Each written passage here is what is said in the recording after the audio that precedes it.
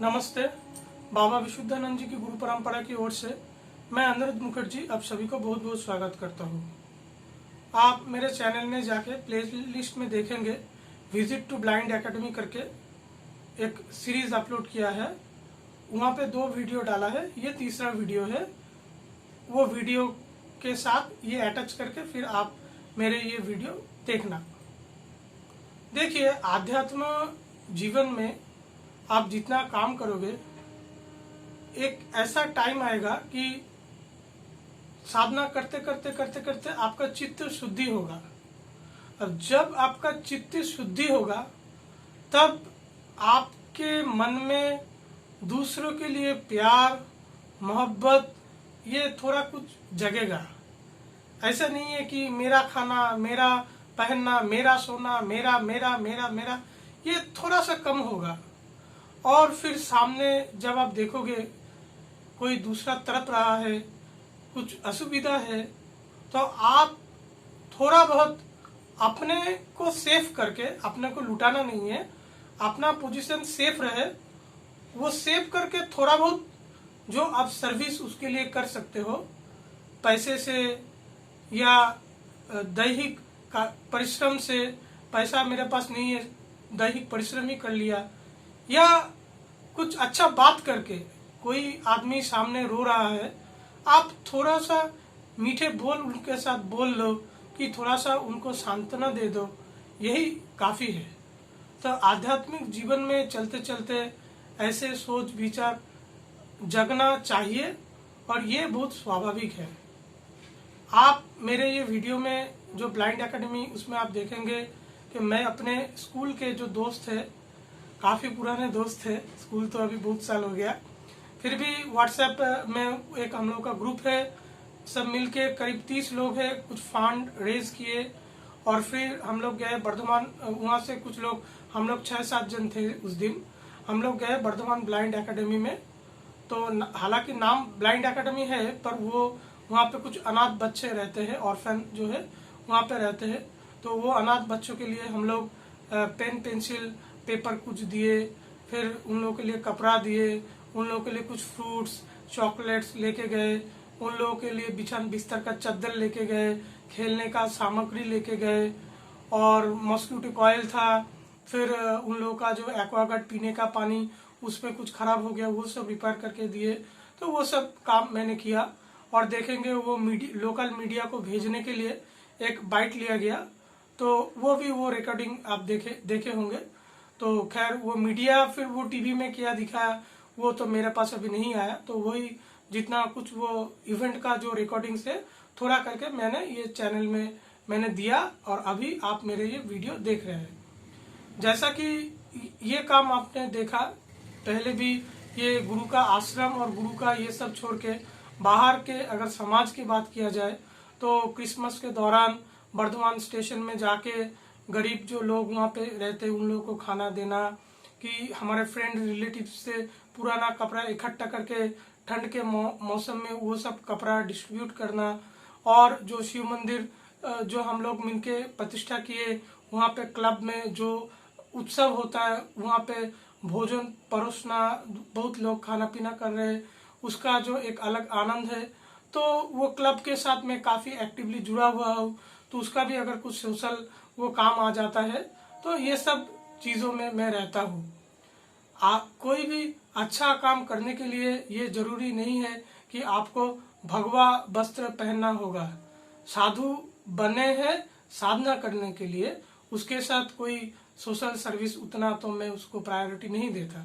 Social service साधु हो, गृहस्थ हो, हर किसी के लिए थोड़ा कुछ वो करना चाहिए। जब आदमी जीवन में आता है, पितृ ऋण, मातृ ऋण, गुरु ऋण, देव ऋण और समाज ऋण में आबद्ध होता है। समाज ऋण के मुताबिक हम लोगों को समाज से जो कुछ मिलता है, थोड़ा बहुत अपने अपने जो हैसियत है वो कुछ हम लोगों को लौटाना वो चाहिए। तो इसके लिए वो मतलब नहीं है हम लोगों को भगवा वस्त्र पहनना पड़ेगा, या कोई क्लब बनाना पड़ेगा, या कोई ट्रस्ट बनाना पड़ेगा, या कुछ भी आलतू फालतू का तामझाम हम लोग को कोई जरूरत नहीं है। परिवार के 2 लोग मिल गए, कि पड़ोस में 2 लोग मिल गए, कि दोस्त 2 लोग मिल गए, महीने में एक बार, 2 महीने में, 3 महीने में, अरे साल में एक बार भी दूसरों के लिए कुछ कर पाए तो उससे बढ़ के और कुछ नहीं होता है। बस ये करने के लिए सोच चाहिए। और जैसा कि आप आध्यात्मिक जीवन में बढ़ते जाएंगे, आप दूसरों को दर्द को भी उतना आप समझ पाएंगे। अपने हिसाब से अपने को सेफ करके आप काम करेंगे। ऐसा भी कभी कभी मौका आ सकता है कि सामने वाला कुछ मांग रहे हैं और आप वो दे नहीं पाए। तो मेरा भी ऐसा होता है, मैं बाहर जाता हूँ, मेरे जेब में कुछ पैसा रहता है, कोई भिखारी मांगे और मैं उसको वो तब दे नहीं पाऊँ, तो जो मांगता है तो फिर प्रत्युत्तर में मैं उसको नमस्कार करता हूँ और आगे बढ़ जाता हूँ। तो ये सारे चीज मेरे जीवन में वो चलता रहता है। मेरे जीवन का ये भी एक फेज है, तो ये मैं आप लोगों के साथ शेयर किया। अभी ये कहानी का दूसरा साइड में मैं आता हूँ। देखिए, पहले तो एक कहानी बताता हूँ मैं आपको। सनातन गोस्वामी जी जो वृंदावन में श्री कृष्ण चैतन्य के जो पार्षद थे, सनातन गोस्वामी जी तब वृंदावन में साधना कर रहे थे। तो उनका कुछ एक डिसाइपल की बात है। तो वो डिसाइपल का नाम मुझे ठीक से याद नहीं है, कहानी मुझे बराबर याद है। तो वो डिसाइपल बैठ के अपने कुटीर में साधना कर रहा था और बाहर कोई पूछ रहे हैं पीने का पानी के लिए। तो फिर क्या हुआ, पीने के पानी के लिए पूछ रहे, तो वो डिसाइपल पीने का पानी लेके फिर कुटिया से बाहर गया और वो बंदे को पानी दिया। तो बात ये भी यहीं पे खत्म नहीं होता है। सनातन गोस्वामी जी जब वो डिसाइपल से मिले तब उनको बोले कि तुमको एक कोई पानी पीने का पानी के लिए मांग रहा था, तब तुम साधना कर रहे थे और साधना छोड़ के तुम उसको पानी देने गए। और हाँ महाराज, ऐसा ऐसा ऐसा, ये तो देना ही था, ये ऐसा। तो फिर सनातन गोस्वामी जी बोले, देखो जैसे पेड़ का मूल को अगर हम लोग पानी सोधते हैं तो पूरा पेड़ में उसका वो पुष्टि होता है, वैसे ही हम लोग जब भगवान को साधते हैं तो भगवान के ये जो सृष्टि है, ये पूरा सृष्टि वो पुष्टि पूरा हो जाता है। और भगवान हर किसी को ऐसे ऐसे उनके मन में ऐसे ऐसे चेतना डाले हैं कि अच्छा हो बुरा हो सब मिलके वह पूरा बैलेंस करके ये पूरा सृष्टि चल रहा है और ये पूरा सृष्टि आगे बढ़ रहा है। तो तुमको क्या करना चाहिए था, तुमको अपने साधना में मन लगाना था, क्योंकि तुम्हें ये विश्वास करना चाहिए था भगवान का नाम करना ही हम लोगों का काम है, बाकी भगवान दुनिया का पूरा ख्याल रख रहे हैं।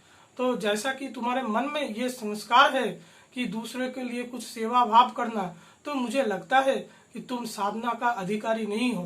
तो इसलिए काम करो, साधना वाधना छोड़ो, दोपहर को एक ऐसा पूरा पानी का ये पूरा लग के तुम बैठ जाओ और जो लोग वो रास्ते से जाएंगे हर किसी को तुम पानी पिलाना 1 साल तक। तो फिर उनका जो साधना का अधिकार था वो तो फिर अभी थोड़ा बहुत वो खर्ब हो गया और वो 1 साल तक फिर पीने का पानी ही लोगों को देने लगा। बहुत सारे महापुरुष के जितने में वो कुछ पढ़ा हूँ, काफी जगह पे वो मेंशन किया है कि हर कोई साधना का अधिकारी तो नहीं है। साधना का अधिकार सभी को, बस भगवान का नाम लेके बैठ गए तो उसमें साधना तो पूरी नहीं होता है। खैर, तो ये शिक्षा जो है हमेशा मैं अपने मन में रखता हूँ। जब भी परोपकार का भावना आता है मेरे मन में ये भी एक चलता है। खैर, तो अभी वर्धमान ब्लाइंड एकेडमी के डे की बात मैं करता हूँ। सुबह थोड़ा सा मैं लेट उठता हूँ, रात को मैं बहुत लेट सोता हूँ। तो सुबह को मैं लेट उठ के थोड़ा सा अपना कुछ काम करके फिर सुबह मैं 11 बजे मैं गया ब्लाइंड स्कूल के तरफ और वहाँ पे जाके फिर दोस्त मिले और उधर करीब 2-2.5 घंटे बिताए और पूरा सब काम हुआ। फिर घर वापस आते आते फिर उसके बाद मम्मी का कुछ मेडिकल कुछ काम था तो वो खत्म करके घर वापस आया करीब 2:30 बजे। तो घर का जो पूजा मेरा रहता है वो मेरा मम्मी पापा किया। तो फिर खाना पीना करके भोजन करके थोड़ा सा मैंने विश्राम लिया और फिर वो जो कुछ वीडियो और फोटोज मिले वो सब मैंने फेसबुक में डाल दिया। व्हाट्सएप में भी कुछ शेयरिंग हो रहा था, फेसबुक में भी ग्रुप में कुछ शेयरिंग हो रहा था, मैं बहुत वो सब देख रहा था। ठीक है, और फिर एक हम लोगों का एक गूगल मीट ऑर्गेनाइज हुआ और वो मीट 1.5 घंटा तक चला। कि कैसे हम लोगों का काम हो सकता है, वैसा वैसा करके मैं वो हमारा आश्रम के जो भक्त है उन लोगों के लिए गूगल मीट का मैं सोचता हूँ 1 सालों से। फिर मैं पीछे हट जाता हूँ कि फालतू को बकबक करके साधना किसका हुआ है। तो फिर वो दोस्त लोगों के साथ में 1.5 घंटा बकबक करने के लिए बैठ गया, कितना अच्छा काम हो सकता है, कितना किया। फिर वो 1.5 घंटा मीटिंग करके फिर मैं वो पूरा देखने लगा, फेसबुक में कितना लाइक आया, कमेंट आया, हर कोई वाहवाही कर रहा है और मुझे बहुत अच्छा लग रहा है। तो मैं सोचा एक बढ़िया सा वीडियो मैं एडिट करके मैं बनाऊंगा। तो उसके लिए करीब मेरा 1-1.5-2 घंटा वहाँ पे ही चला गया। ये ऐप डाउनलोड करो, ये ऐप डाउनलोड करो, उसको करके इसके करके वीडियो एडिट करने का कोशिश किया। वीडियो एडिट तो मैं नहीं कर पाया, वक्त बर्बाद हो गया। तो ये करते करते रात को 10 बज गए और फिर मेरा डिनर का भी टाइम हो गया। तो ये पूरा लेके ना मैं देखा सुबह तक मैं एक बार भी छत पे जो अपना साधना का घर है यहाँ पे मैं नहीं आया और ये सब लेके मैं घुस गया। अभी 20 साल से साधना कर रहा हूँ भाई। ये मैं की तरफ मेरा इतना जो चिपकाव है, कितना हवाई लग गया। और गिरते पड़ते तो आध्यात्म जीवन चलता है। अभी मेरे को भी कितना गिरना है वही मैं सोच रहा हूँ। ठीक है, तो ये फिर मेरा क्या है, एक काम करता है और जो आध्यात्मिक व्यक्ति है उसका एक सत्ता हमेशा काम करता है। जो एक देख रहा है, एक काम कर रहा है और एक देख रहा है कि वो काम कर रहा है। तो जो देख रहा है वो बहुत अलर्ट पर्सन है। तो करीब रात को 10:30 बजे मैं पूरा अपना डिनर खत्म करके फिर मैं अपने साधना के कक्ष में आया, छत पे आया और 2-2.5 घंटे पूरा मैं अपना साधना का जो कोर्स रहता है वो मैं संक्षेप करके मैंने रात को खत्म किया। तो ये पूरे शिक्षा में जो मैं बात आपके साथ शेयर करना चाहता हूँ कि देखिए मुझसे भी गलती होता है। आध्यात्मिक जीवन में जब आप बढ़ते हो ना, ये डिस्ट्रैक्शन आता है। कुछ डिस्ट्रैक्शन आपको पता है बुरा डिस्ट्रैक्शन है और कुछ डिस्ट्रैक्शन है जो अच्छा डिस्ट्रैक्शन है। वो हालांकि बहुत इनोसेंट फेस लेके आता है, एक गुड मैसेज लेके आता है, फिर आखिर में वो एक डिस्ट्रैक्शन है। और जैसे कि मैं वो गूगल मीट में घुस गया, बोर्ड कैसे बनाए, प्रेसिडेंट कैसे बनाए, सेक्रेटरी कैसे बनाए, अब क्या किया जाए, वो क्या किया जाए, और दिमाग में वो सब चलते रहना। तो एक बार वो सब चीजों में आप फंस गए ना, फिर आप ऐसे घूमोगे ना कि आपका साधना पूरा छूट जाएगा। ये चक्कर ऐसा ही है। आप लोगों को स्पेशल हो सकते हो पर आप लोगों को कुछ नहीं होता होगा, पर मेरे लिए होता है, अभी भी होता है। अभी भी मैं डिस्ट्रैक्ट होता हूँ। हालांकि मैं अपनी गलती सुधार लिया, पर ये जो चीजें घटा तो मैं आप लोगों के साथ मैंने शेयर किया। तो इसलिए हमेशा बचिए। साधना करना इतना आसान नहीं है, बहुत कठिन कर्म है। तो फिर मैं थोड़ा सा मैं सावधान हो गया और मैं पूरा जो मेरे दोस्त का सर्कल में मेरा इंटरफेयर था वो मैं धीरे धीरे मैंने कमती कर लिया और एकदम पूरा थोड़ा सा साइड में हो गया।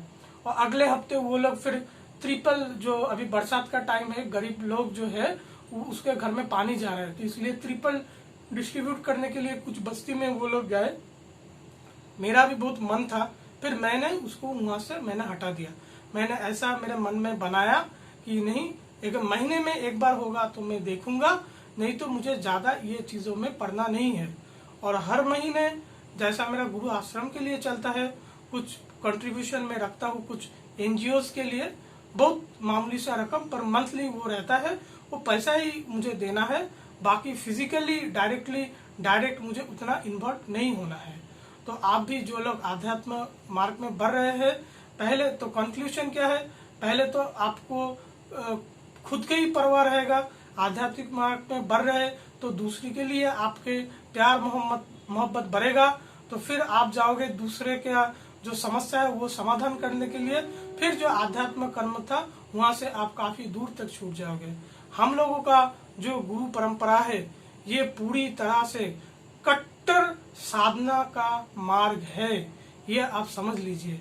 जितना मैं अपने जेठू अपने गुरु से जितना मैं समझा हूँ, और बाबा विशुद्धानंद जी का भी आप देखेंगे, उत्सव वगैरह के दिन छोड़ के कभी भी बाबा विशुद्धानंद जी के दरबार पब्लिक के लिए नहीं खुलता। हमारा कोई भी आश्रम पब्लिक आश्रम नहीं है।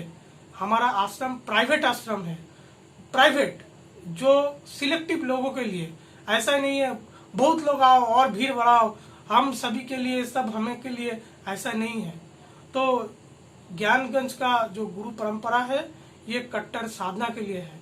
मुझे याद है साउथ में कोई एक साधना करते हैं, तो उनसे कोई मिलने गए, उन्होंने बोला भाई मैं ज्ञानगंज से बिलोंग करता हूँ, मैं भृगुराम स्वामी से मिला हूँ, मैं ऐसा ऐसा किताब भी उन्होंने लिखा बहुत सारा।